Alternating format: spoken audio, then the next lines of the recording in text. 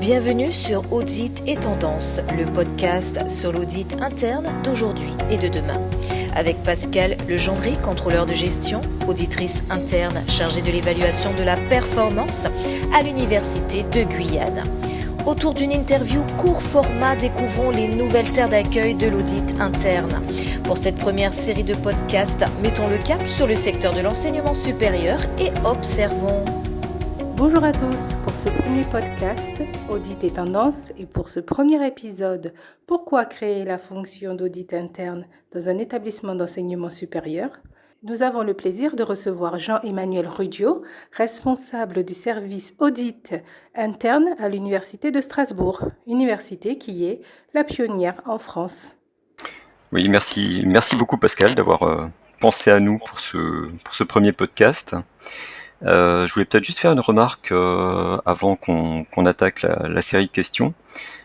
C'était simplement donc de faire remarquer que le thème du podcast que tu as choisi, on l'avait en fait traité lors des premières rencontres qu'on avait organisées au sein de l'association Affaires, donc l'association francophone des auditeurs internes de l'enseignement supérieur et de la recherche.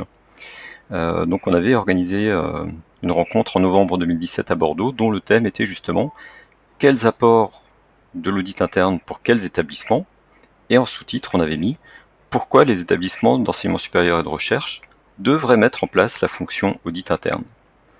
Et donc dans les réponses que j'apporterai à tes questions, je parlerai bien sûr de mon expérience à l'Université de Strasbourg, mais j'essaierai aussi de faire état des échanges qui ont eu lieu à Bordeaux en 2017. Simplement, donc, si des auditeurs de ce podcast sont intéressés, ils pourront consulter le cahier qu'on a produit suite à ces rencontres et qui synthétise les échanges qu'on a eus, puisque ce cahier est disponible sur la page LinkedIn de l'association Affaires. Donc Affaires avec un seul F. Voilà. Oui, et du coup, nous mettrons le lien. Nous mettrons le lien de la page en bas du podcast. Okay. Bon. Alors, la première question que j'avais à vous poser, c'est qu'est-ce qui pousse des universités à créer la fonction d'audit interne? D'où part ce besoin ou voilà, cette attention? En fait, à Strasbourg, l'audit interne a été créé en 2009, en janvier 2009, à l'occasion de la fusion des 3 universités du site strasbourgeois. Et en fait, la volonté de la direction de la nouvelle université était de prendre en compte les meilleures pratiques des grandes universités de recherche européennes. Et parmi ces best practices, figurait le fait de se doter d'un service d'audit interne. Parce qu'en fait, dans les établissements, notamment anglo-saxons, l'audit interne est très répandu. De la même façon, en Allemagne, la plupart des établissements ont mis en place l'audit interne. Et en fait, dans le domaine francophone, pour ce que je sais, il me semble que l'Université de Genève avait été précurseur, puisque l'audit interne avait été mis en place en 2005. Et donc au niveau français, je crois que c'était le CNRS qui était le premier à avoir mis en place l'audit interne en 2007. Et donc pour les universités françaises, effectivement, il me semble que Strasbourg avait été la première avec la mise en place de l'audit interne en 2009. D'accord. Et en fait, à travers la mise en place de l'audit interne, et en même temps du contrôle interne, puisque les deux ont été mis en même temps au moment de la fusion, l'objectif de l'université était de prendre en compte la dimension risque dans son pilotage, pour justement essayer de maximiser ses chances d'atteindre ses objectifs. On peut peut-être préciser qu'en 2009, non seulement il y a eu la fusion des universités sur le site de Strasbourg, mais en plus la nouvelle université bénéficiait des RCE, donc responsabilité compétences élargies, et donc ça a profondément changé la complexité et la taille de l'université, puisque du Oui, coup c'est on ce qui était passait. prévu par la loi LRU, la Ouais, loi c'était. sur Ouais, tout à fait. Ouais. liberté et responsabilité des universités. Tout à fait. Et donc du coup, le budget de l'université a pratiquement été multiplié par 5 pour atteindre grosso modo les 500 millions d'euros. Donc un vrai changement de taille, quoi. Oui, un vrai chamboulement, effectivement. Et du coup, tu parlais des universités, des autres universités qui se sont rencontrées à Bordeaux dans le cadre de l'association Affaires. Pour celles qui ont participé donc à cette rencontre, quelles étaient les raisons de la création de l'audit interne? On peut peut-être déjà mettre un petit bémol en précisant qu'il y a encore relativement peu d'universités en France qui ont réellement mis en place l'audit interne, même s'il y en a un certain nombre qui s'y intéressent et qui sont en train de mettre en place la fonction.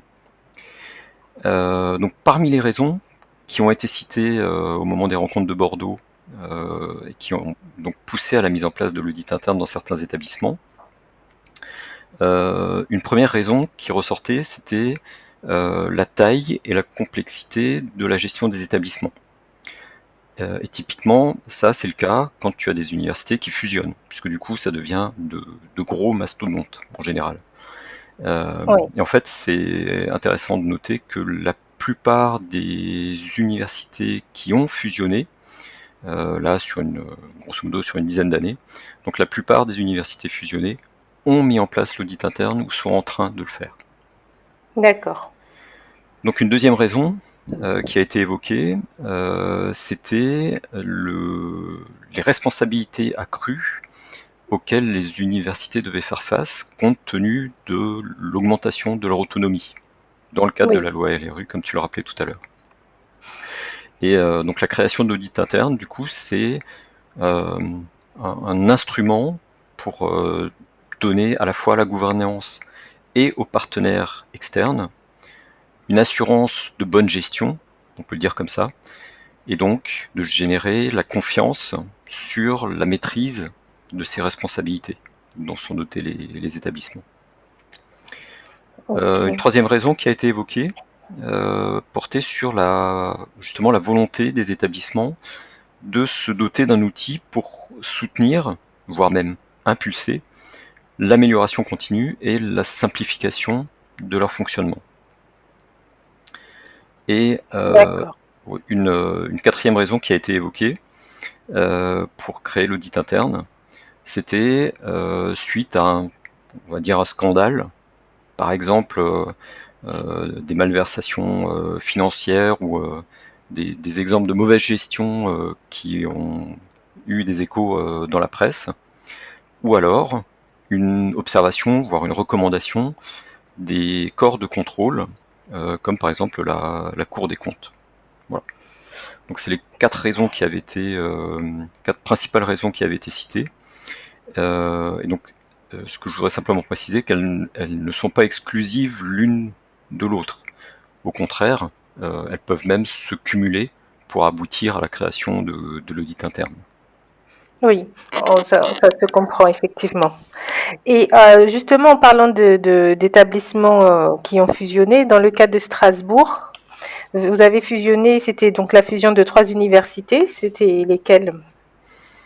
Donc il y avait, c'était une répartition grosso modo par discipline. On avait donc Strasbourg 1, l'université scientifique, l'université Louis Pasteur, qui était la plus grosse des 3 universités. Il y avait donc l'université de droit et sciences politiques, donc l'université Robert Schuman, et il y avait l'université des lettres et sciences humaines, qui était l'université Marc Bloch. D'accord. Alors, j'avais encore une autre question, parce que ce podcast, de toute façon, est le fruit d'une curiosité qui amène à comprendre l'évolution de l'audit interne, à l'observer dans les établissements d'enseignement supérieur. La prochaine question était quelles sont les attentes de la gouvernance par rapport à l'audit interne? En fait, les attentes de la gouvernance sont multiples et je dirais même pas toujours tout à fait explicites. Et en fait, l'audit interne dans les universités, c'est un objet nouveau. Du coup, il est encore un peu mystérieux, parfois vaguement inquiétant. En fait, c'est un peu comme une baguette de magicien, dont la gouvernance ne sait pas encore trop comment se servir. Voilà, Mais c'est qu'elle est là. effectivement. Euh, et du coup, pour faire face à ce côté un peu mystérieux, moi, ce que je conseille vraiment à toute personne qui serait chargée dans son établissement de réfléchir à la mise en place de l'audit interne, c'est tout simplement de commencer à bien expliciter ce qu'est l'audit interne, éventuellement aussi ce que ce n'est pas l'audit interne, D'accord. euh, expliquer comment ça fonctionne et à quoi ça sert. Tout ça, ça doit permettre de s'assurer que l'audit interne répond effectivement aux besoins ou aux attentes qui sont formulées par la gouvernance, justement pour éviter d'éventuelles déconvenues par la suite si l'audit interne ne devait pas répondre aux attentes. Voilà. D'accord. Et donc, simplement pour arriver à expliquer ce qu'est l'audit interne à la gouvernance, bah, il faut soi-même s'être bien documenté et formé. Euh, et donc, à cet égard-là, j'aimerais signaler que l'association Affaires peut et veut aussi jouer un rôle de facilitateur, par exemple en mettant à disposition de la communauté certaines ressources. J'ai déjà évoqué les cahiers des rencontres, mais on a aussi produit d'autres documents, ou encore en proposant la possibilité d'échanger avec des collègues de différents horizons qui sont déjà passés par cette phase de montage de la fonction et du coup peuvent apporter un éclairage vraiment pratique et répondre aux questions que peuvent se poser les débutants, entre guillemets. D'accord. Et du coup, quelles sont les attentes auxquelles l'audit interne peut répondre?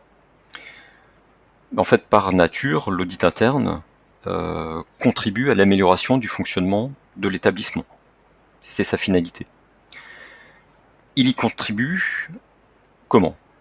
En apportant de l'objectivité dans l'évaluation du fonctionnement et des processus de l'établissement. Et pour pouvoir être objectif, il faut qu'il soit indépendant, puisque c'est une des caractéristiques de cette fonction d'audit interne. Oui, une caractéristique fondamentale. Tout à fait, qui la différencie de bien d'autres fonctions au sein de l'établissement. Et donc l'audit interne apporte aussi un regard transversal sur le fonctionnement, puisqu'il n'est enfermé dans aucun silo.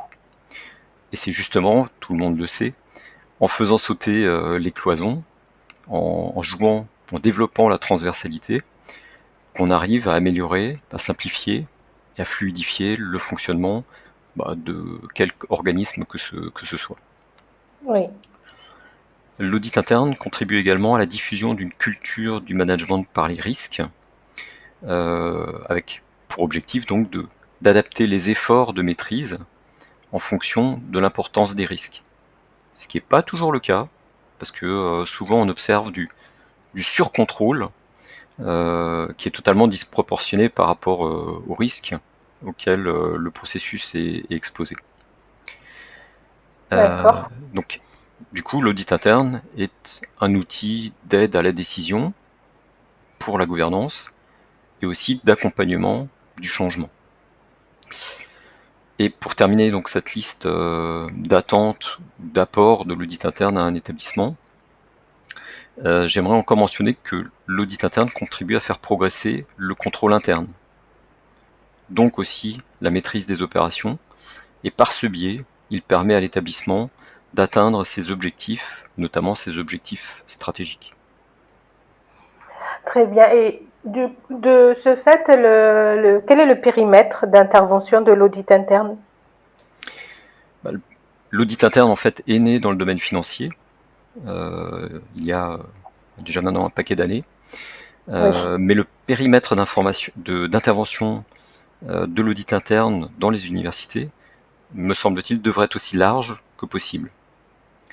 En effet, dès lors que l'établissement fixe des objectifs et qu'il y a des risques de ne pas les atteindre, ce qui est quand même généralement le cas, des mesures de maîtrise devraient être mises en place.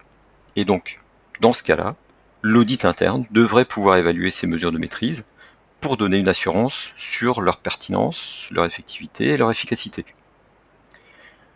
Bon, cela étant dit, l'audit interne ne peut pas tout auditer non plus. Donc il devra se concentrer sur les zones ou les risques, ou alors sur les processus qui sont les plus importants et les plus porteurs d'enjeux pour l'établissement. Oui, ça se comprend. Ouais. Mais d'entrée de jeu, dire que tel secteur, tel processus, tel domaine est en dehors du champ de l'audit interne, ça me semble être un mauvais signal envoyé par rapport à la couverture qui peut être faite des risques. Je dis ça, donc périmètre aussi large que possible, mais pour autant, il y a quelques activités qui sont les activités purement académiques. Donc, quand je dis purement académique, c'est l'acte d'enseignement lui-même et le travail de recherche scientifique. Donc ces activités cœur de métier sont généralement en dehors du champ de l'audit, puisque ceux-ci font généralement l'objet d'une évaluation par les pairs, donc ça sert à rien de faire une double évaluation.